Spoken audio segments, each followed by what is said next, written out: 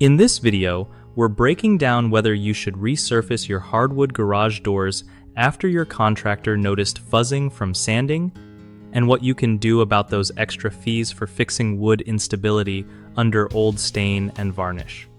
So, here's the deal.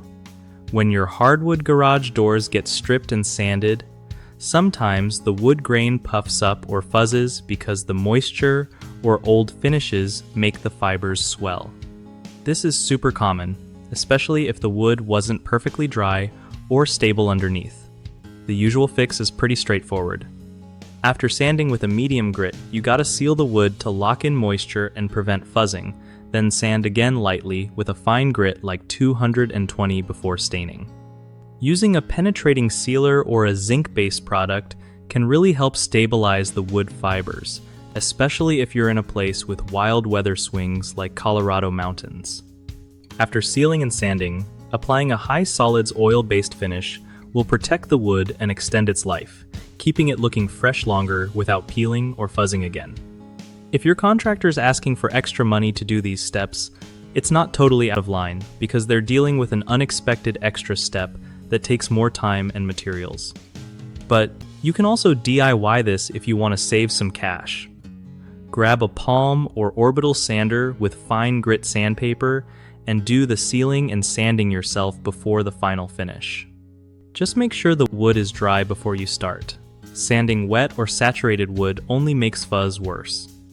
One of the biggest mistakes people make when refinishing hardwood garage doors is skipping the sealing step after sanding, which leads to raised grain and a rough finish that looks bad and feels fuzzy.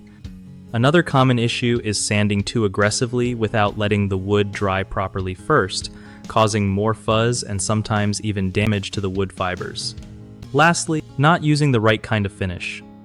Like going with a low quality or water-based stain on exterior doors can cause the finish to peel or fail quickly because it doesn't protect against weather or UV like high solids oil-based products do. To avoid these problems, always let your doors dry completely after stripping and sanding, seal them well before the final sanding, and pick a durable finish designed for outdoor use. BigHomeProjects.com is great for hooking you up with trusted local contractors who know their stuff when it comes to hardwood door refinishing and other home projects.